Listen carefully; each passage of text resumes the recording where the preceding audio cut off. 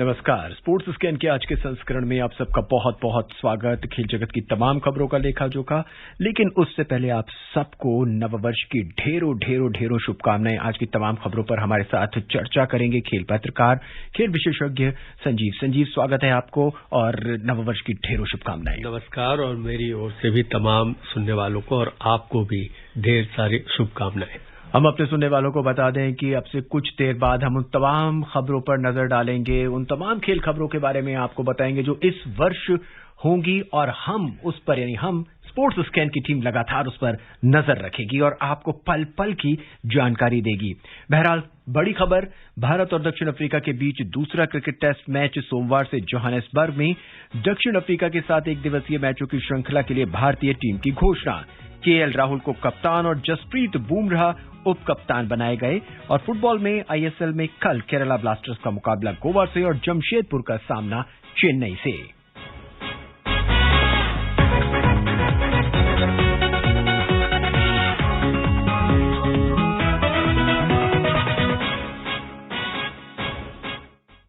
संजीव, 2021 में कोरोना महामारी का जो साया था वो पूरे विश्व पर छाया हुआ था और खेल भी से अछूता नहीं रहा था। सावधानी से बहुत सारे क्रिकेट मैच कराए गए, जिसमें बायो बबल था, क्वारंटीन था और खास बहुत ही महत्वपूर्ण भूमिका निभाई। 2021 में ही ऑस्ट्रेलिया ने T20 विश्व कप और न्यूजीलैंड ने टेस्ट चैंपियनशिप का खिताब अपने नाम किया। और अब 2022 क्रिकेट के लिए कैसा रहेगा? देखिए, उम्मीद करें कि सबसे पहले तो कि ये जो वायरस है ये खत्म हो। जैसा कई बार सुन रहे हैं कि ओमिक्रॉन है, बहुत माइल्ड है जी। उम्मीद करें कि ये माइल्ड हो और उसके बाद बिल्कुल खत्म ही हो जाए, क्योंकि प्लेयर्स को तारीफ करनी होगी कि उन्हें बहुत इन परिस्थितियों में भी एक रिस्क था, बावजूद इसके, क्योंकि खेलना आसान नहीं होता है जी। लंग्स का काम होता है और लंग्स को ही इन्फेक्ट करने वाला ये वायरस है। तो खिलाड़ियों ने जज्बा दिखाया और एक हमारा मनोरंजन किया और एक उम्मीद भी जगाई कि हम यहाँ वहाँ ट्रैवल कर सकते हैं और एक बायो बबल में खेल भी सकते हैं। देखिए, इस साल क्रिकेट की जो बात है, भारतीय टीम मिस कर गई, जो सबसे बड़े दावेदार के रूप में उतरी थी। शुरुआत अच्छी नहीं रही, लेकिन 21 का अंत बहुत अच्छा रहा और अब 22 की शुरुआत भी उम्मीद करें कि अगला टेस्ट मैच भारत जीत जाए जी। और इसके बाद एक अंडर 19 वर्ल्ड कप भी है इसी महीने, तो उस पर सबकी निगाहें रहेंगी और ये रहेगा कि भारत जीते। और इस साल के अंत में जब अक्टूबर में जब ऑस्ट्रेलिया में जाएंगे T20 वर्ल्ड कप में, तो वहां भी भारत जीते। इस पे हम चर्चा अपनी जारी रखेंगे, लेकिन सबसे पहले आपको बता देते हैं कि 2022 में आप क्रिकेट को कहां कहां, कैसे कैसे और कब कब देख सकते हैं, दीपिका की रिपोर्ट में।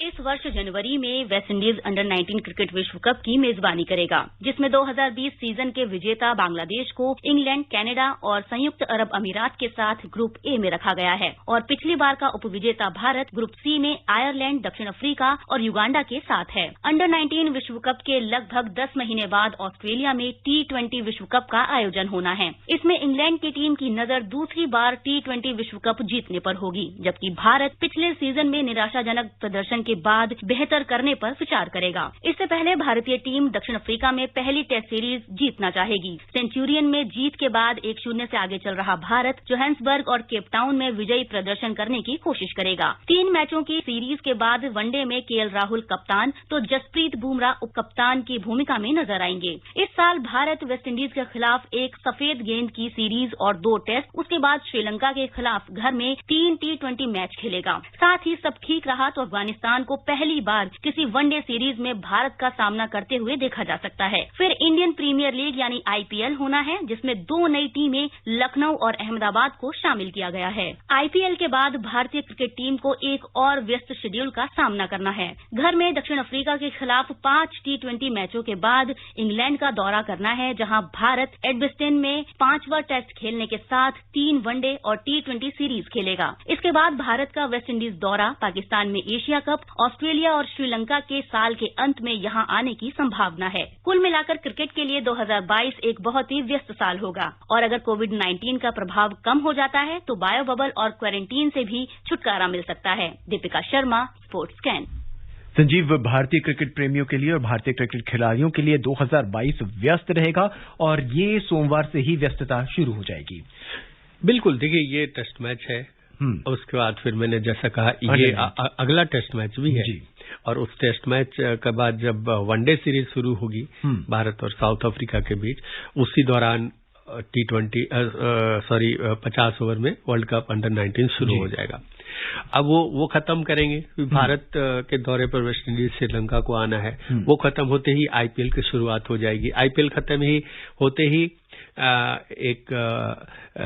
वहां इंग्लैंड दौरे पे भारतीय टीम जाएगी, जो कि एक मैच जो नहीं मैनचेस्टर में खेला जा चुका था वो मैच भी है, T20 वनडे भी है। उसके बाद भारतीय टीम वापस आएगी, फिर अक्टूबर में वहां वर्ल्ड कप खेलने जाना है। तो मतलब सांस लेने की फुर्सत नहीं है। संजीव, अंडर 19 क्रिकेट विश्व कप होने वाला है। भारत ने अभी एसीसी अंडर 19 विश्व कप जीता है। क्या भारतीय टीम के अंदर कुछ बदलाव आप देख पाएंगे?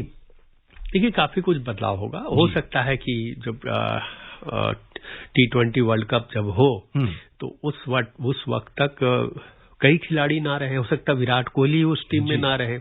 रोहित शर्मा को अभी जब रेस्ट नहीं, मतलब पूरी तरह फिट नहीं थे, 100% नहीं थे। तो ये मुख्य चयनकर्ता ने बताया प्रेस कॉन्फ्रेंस में कि हम रिस्क नहीं लेना चाहते हैं, उनको पूरा समय देना चाहते हैं, क्योंकि इस साल बहुत सारे बड़े टूर्नामेंट्स हैं, बड़ी चुनौतियां हैं और हमारी नजर वर्ल्ड कप पर है। तो रोहित शर्मा को पूरी तरह फिट रखा जा सकता है और कप्तानी तो वही करेंगे, अगर वो इंजरी ने ही ईश्वर न करे कि ऐसा हो। लेकिन उसके बाद मुझे लगता है कि कई सीनियर खिलाड़ी शायद उसमें ना दिखे, क्योंकि इस बीच देखिए कई सारे टीमों के साथ आपको सीरीज भी खेलनी है और उसके बाद फिर आईपीएल भी है।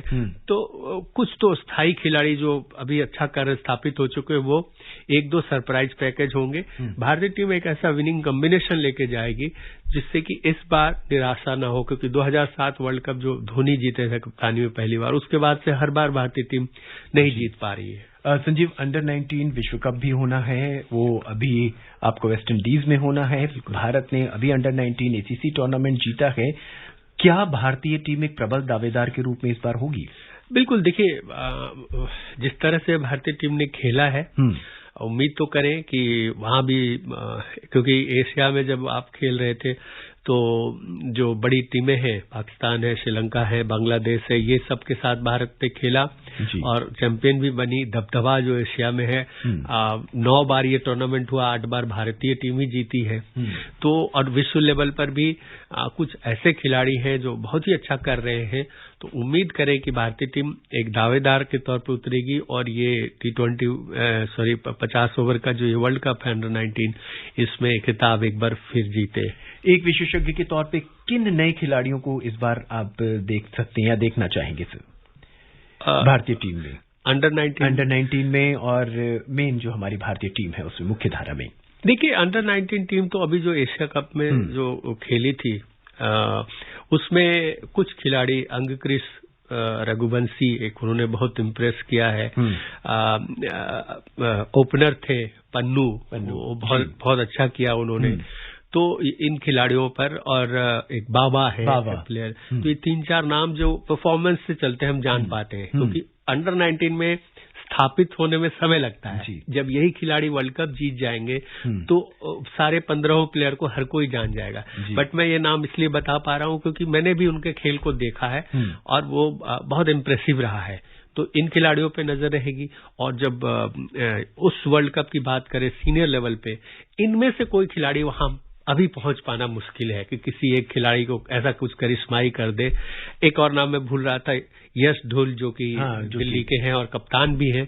उन्होंने एक आधी इनिंग अच्छी खेली है, बट उनसे भी बहुत बड़ी पारियों की उम्मीद होगी। तो ये खिलाड़ी दावेदार भविष्य के होंगे, लेकिन अभी वो सीनियर टीम में कोई जगह बना ले मैं नहीं कह सकता, क्योंकि अभी ऑलरेडी जो पिछले अंडर 19 वर्ल्ड कप के खिलाड़ी है, जैसे कि चेतन शर्मा ने अभी बताया था कि कई खिलाड़ियों के नामों पर चर्चा हुई, जिसमें एक रवि बिश्नोई भी हैं, जो इस बार उनके नाम की चर्चा हुई साउथ अफ्रीका के खिलाफ सीरीज के दौरान जो 3-4 खिलाड़ी जो नई जगह पा सके, तो क्या पता उन खिलाड़ियों का जो कतार में हम जगह मिले। तो ये मैं देख रहा हूं कि इनमें से जैसे रवि बिश्नोई बहुत अच्छे स्पिनर है, हो सकता है कि T20 वर्ल्ड कप में सरप्राइजिंग उनको एंट्री मिल जाए। और इस साल जिस तरह से भारत को पूरे वर्ष क्रिकेट खेलना है, यूं कहें कि हर महीने क्रिकेट खेलना है, तो ऐसे खिलाड़ियों को चांस मिल सकता है। देखिए, आपको एक रिकॉर्ड बता रहा हूं, 48 खिलाड़ियों ने इस साल, रिकॉर्ड 48 खिलाड़ियों ने सारे फॉर्मेट मिला के इंडिया के लिए खेला। एक इससे ज्यादा, इंडिया से ज्यादा वेस्ट इंडीज ने ही 55 खिलाड़ियों को खिलाया, क्योंकि वेस्ट इंडीज की वजह थी, कुछ खिलाड़ी उनके मना कर दिए कि हम नहीं जाएंगे खेलने कुछ दौरों पर, कि अपना नाम वापस ले लिया, तब वो कोविड का दौर था।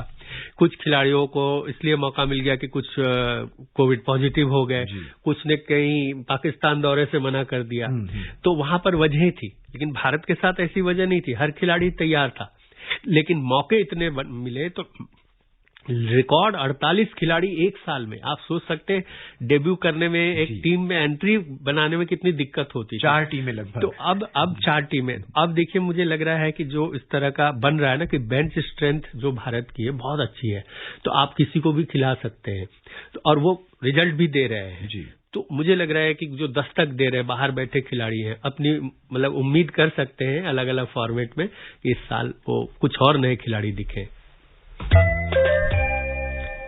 कोरोना के बावजूद 2021 खेलों के लिए शानदार साल रहा। क्रिकेट में आईपीएल और 2020 वर्ल्ड कप रोमांचित किया, तो फुटबॉल में यूरो कप और कोपा अमेरिका ने प्रशंसकों की धड़कनें बढ़ाई।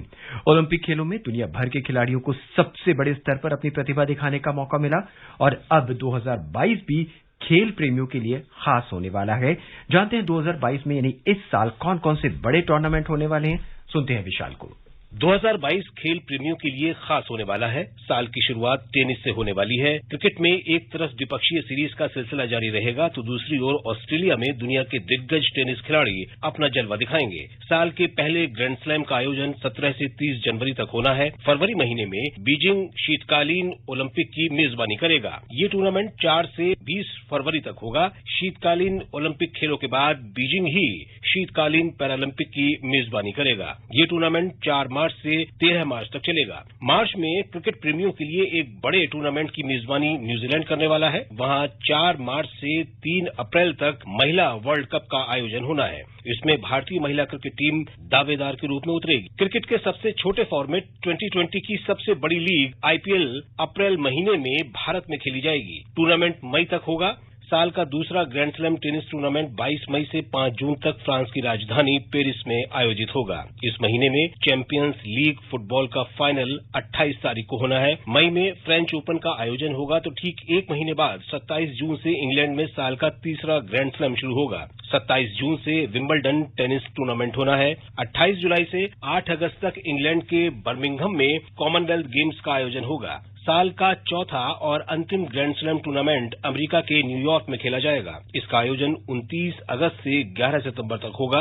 इसी महीने श्रीलंका एशिया कप की मेजबानी करेगा। कॉमनवेल्थ गेम्स के बाद एशिया स्तर पर खेलों का सबसे बड़ा आयोजन एशियन गेम्स 10 से 25 सितंबर तक होगा। अक्टूबर में ऑस्ट्रेलिया T20 वर्ल्ड कप का मेजबान होगा। T20 वर्ल्ड कप 16 अक्टूबर से 13 नवंबर तक होगा। फुटबॉल का सबसे बड़ा टूर्नामेंट 4 साल बाद कतर में होगा। इस बार फीफा वर्ल्ड कप का आयोजन 21 नवंबर से 18 दिसंबर तक होगा। Vishal Sharma, sports scan.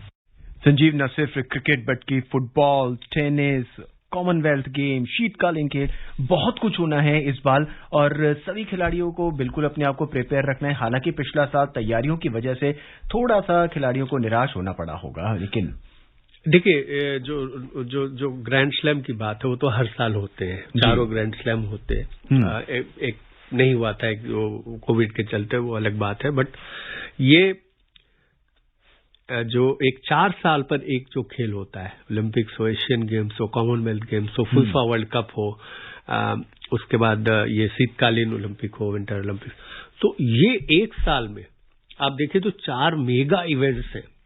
Asian games भी है, कॉमनवेल्थ गेम्स भी है, शीतकालीन खेल अभी होने वाले हैं, और फीफा वर्ल्ड कप भी है जी। तो उम्मीद करें कि ये कोविड फ्री साल रहे और ये चारों का हम लुत्फ उठाएं, क्योंकि हर खिलाड़ी इंतजार करता है कि वो समय आप देखिए, अगर ये एक साल की देरी से ही सही टोक्यो गेम्स नहीं हुए रहते तो हमें वो नीरज चोपड़ा नहीं मिलते, हमें चानू नहीं मिलती। तो इस तरह की प्रतिभाएं जो तैयार हैं, ललक है उनके अंदर की जाके करना है, इतनी मेहनत करते हैं, उनके लिए हर साल कहीं खेलते हैं, लेकिन उनके लिए सबसे बड़ा मंच यही बड़े खेल होते हैं, जहां जाके हम रिकॉर्ड बनाएं, पूरे देश अपनी दुनिया में अपनी पहचान बनाए। तो उम्मीद करें कि ये चारों खेल हो और हमारे देश के भी खिलाड़ी वहां जाए। फीफा वर्ल्ड कप और विंटर गेम्स में तो खास नहीं है, लेकिन कॉमनवेल्थ गेम्स और एशियन गेम्स में जरूर भारत अच्छा करेगा। कॉमनवेल्थ गेम में हम कुछ खास संभावनाएं? देखिए, कॉमनवेल्थ गेम्स में देखिए करीब 70 देश हिस्सा लेते हैं जी। तो हमारा रिकॉर्ड हमेशा अच्छा रहा है। कुछ खेलों में तो हमारा बहुत दबदबा रहा है, जैसे मान लीजिए एथलेटिक्स में भी हम वहां जीतेंगे, उसके अलावा शूटिंग में हम बहुत जीतेंगे, रेसलिंग में जीतेंगे। बहुत सारे खेल ऐसे हैं जिसमें हम जीत सकते हैं। हालांकि देखिए, शूटिंग इस बार नहीं है वहां पे जी। शूटिंग दुर्भाग्यपूर्ण है कि नहीं अभी वहां होगा, लेकिन बहुत सारे ऐसे खेल है। एथलेटिक्स में भी देखिएगा कि वहां पर भारत का दबदबा रहेगा। एथलेटिक्स के हिसाब से देखा जाए तो भारत का ये साल बहुत अच्छा रहा। केन्या के अंदर भी हमने बहुत ही शानदार प्रदर्शन किया था इस बार, और उम्मीद है कि 2022 में भी हम बेहतरीन प्रदर्शन करेंगे और कुछ मेडल बिल्कुल। और कॉमनवेल्थ गेम्स और एशियन गेम्स में तो जीतना ही है। हमारे कई गोल्ड मेडलिस्ट हैं जो दोबारा रिपीट करेंगे अपने प्रदर्शन को।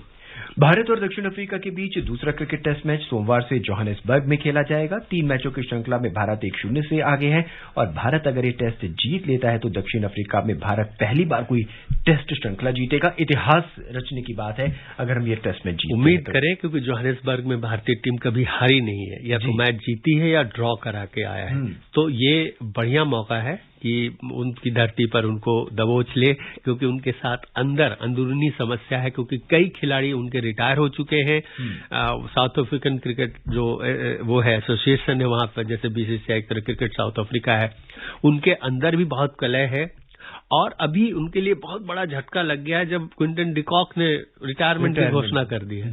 तो अब वो बिल्कुल डिस्टर्ब होंगे। इन हालात में भारतीय टीम को मुझे लग रहा है कि जीतने से कोई रोक सकता है। दक्षिण अफ्रीका की स्थिति क्या वैसे ही है जैसे श्रीलंका एक नए दौर से गुजर रहा है? शायद कुछ वक्त बाद दक्षिण अफ्रीका कह सकते हैं। खासतौर पर देखिए, बॉलर्स उनके 2 तो बहुत अच्छे हैं, एंगिजी और वो जो रबाडा है, उनको शायद एक बॉलर की कमी और खल रही है।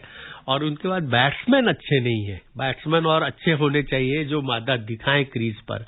वो भारतीय बैट्समैन जैसे हैं उस तरह के बैट्समैन उनके पास नहीं है अभी। दक्षिण अफ्रीका के साथ 3 एकदिवसीय मैचों की श्रृंखला के लिए भारतीय टीम की घोषणा कर दी गई है। चोटिल रोहित शर्मा की जगह केएल राहुल को कप्तान बनाया गया है, वहीं जसप्रीत बुमराह उप कप्तान बनाए गए हैं। पहला एकदिवसीय मैच 19 जनवरी को, दूसरा 21 और तीसरा 23 जनवरी को होगा। सलामी बल्लेबाज ऋतुराज गायकवाड़ और ऑलराउंडर वेंकटेश अय्यर को टीम में शामिल किया गया है। केएल राहुल और जसप्रीत बुमराह के लिए एक बड़ी चुनौती है।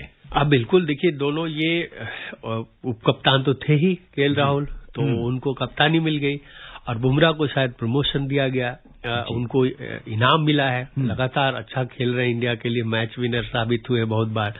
तो ये अच्छी बात है, उनका भी उत्साह बढ़ता है। वो और परफॉर्मेंस में जो है हम देखेंगे कि और जी जान, हालांकि ऐसा नहीं कह सकते कि नहीं बनाया जाएगा तो नहीं लगाएंगे, बट वो रिस्पॉन्सिबिलिटी आएगी और आगे के लिए कहा जा रहा है कि उनको तैयार किया जा रहा है। क्या पता उन्हें आगे श्रृंखलाओं में कुछ कप्तानी मिले, क्योंकि रोहित, अब तो ये पूरी तरह तय है कि रोहित नहीं रहेंगे, तो ऐसा नहीं कि विराट को वनडे की कप्तानी दे दी जाएगी, तो केएल राहुल ही करेंगे और उनको फ्यूचर के लिए तैयार किया जा रहा है। और साथ साथ अगर वो ना रहे किन्हीं वजहों से, तो हो सकता है बुमराह कप्तानी करें। तो जसप्रीत बुमराह को मानसिक रूप से भारतीय टीम की कप्तानी के लिए तैयार किया जा रहा है। और अगर सलामी बल्लेबाज की बात करें तो ऋतुराज गायकवाड़ जो है शानदार परफॉर्मेंस। बिल्कुल, हम इंतजार करें, इंटरनेशनली भी वो इसी तरह खेले जैसा डोमेस्टिक क्रिकेट में लगातार 2 साल से कर रहे हैं। और अब बात शतरंज की। भारत की 20 वर्षीय खिलाड़ी आर वैशाली विश्व ब्लिट्ज शतरंज टूर्नामेंट के महिला वर्ग में 9 दौर के बाद दूसरे, जबकि कोनेरू हम्पी संयुक्त रूप से तीसरे स्थान पर पहुंच गई है। 10वें दौर में वैशाली का सामना कजाकिस्तान की बीबीसारा असायुबायोवा से होगा। वहीं हम्पी ने 9वें दौर में गोरिशेकाना को हराया और अगले दौर में उनका मुकाबला कोस्टिनी न्यूक से होगा। आज के अंक में बस इतना ही। बहुत सी खबरें थी जिस पर चर्चा करना चाहते थे, लेकिन वक्त बिल्कुल नहीं है हमारे पास। संजीव, आपका बहुत बहुत धन्यवाद। नमस्कार। चलते चलते नजर अब तक की खास खबरों पर। भारत और दक्षिण अफ्रीका के बीच दूसरा क्रिकेट टेस्ट मैच सोमवार से जोहानिसबर्ग में खेला जाएगा। इसके साथ ही मुझे यानी नवीन को दें इजाजत। नमस्कार।